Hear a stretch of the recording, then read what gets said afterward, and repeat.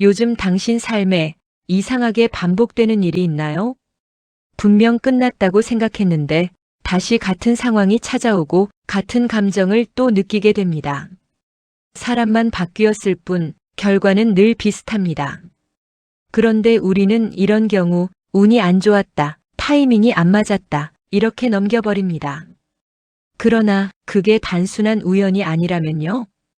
어쩌면 지금 당신 삶에서 일어나는 일은 하나님이 보내는 신호일 수도 있습니다. 첫 번째 신호, 반복되는 상황. 하나님은 우리가 외면한 것을 그냥 지나가게 두지 않습니다.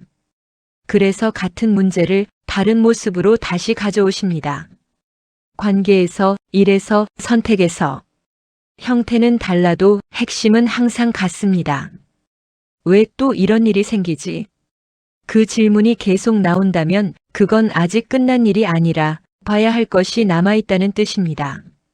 우리는 문제를 피하면 끝난 줄 압니다. 그러나 하나님은 우리가 이해할 때까지 같은 메시지를 반복하십니다. 두 번째 신호, 마음속 불편함. 겉으로는 괜찮아 보입니다. 사람들도 다 괜찮다고 말합니다. 그런데 이상하게도 내 마음은 계속 불편합니다. 설명은 안 되지만 계속 걸립니다. 이건 단순히 기분이 아니라 신호일 수 있습니다. 우리는 보통 확실한 소리만 신호라고 생각합니다. 그러나 하나님은 큰 소리보다 먼저 작은 불편함으로 말씀하십니다. 그걸 무시하면 나중에는 더 큰 형태로 돌아옵니다. 세 번째 신호, 계속 막히는 길. 열심히 합니다. 노력도 합니다. 그런데 이상하게도 계속 막힙니다. 기회가 오는 것 같다가 사라지고 조금 풀리는가 싶으면 다시 멈춥니다. 이때 우리는 보통 더 노력해야겠다고 생각합니다. 그러나 모든 막힘이 노력이 부족해서 생기는 건 아닙니다. 어떤 길은 더 가라는 신호가 아니라 그만 가라는 신호일 수도 있습니다. 하나님은 길을 열기도 하지만 분명히 막기도 하십니다. 네 번째 신호, 설명 안 되는 평안. 반대로 이런 순간도 있습니다. 상황은 분명 불안합니다. 확실한 것도 없습니다. 그런데 이상하게도 마음은 편합니다. 논리적으로 설명은 안 되지만 이 길이 맞는 것 같은 느낌. 이건 단순한 감정이 아니라 하나님이 주시는 평안일 수 있습니다.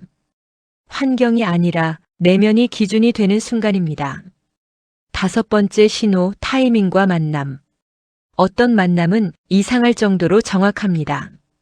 필요한 순간에 필요한 사람이 나타나고 필요한 말이 딱 그 타이밍에 들려옵니다. 우리는 이런 경우 우연이라고 부르지만 사실은 준비된 연결일 수 있습니다. 하나님은 사람을 통해 말씀하시기도 합니다. 하나님은 항상 말씀하고 계십니다. 하지만 우리는 바쁘고 익숙함에 묻혀서 그 신호를 지나칩니다.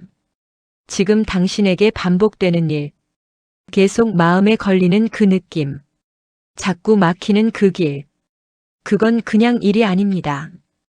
지금 당신에게 오는 신호일 수 있습니다. 지금 당신에게 반복되는 신호는 무엇인가요?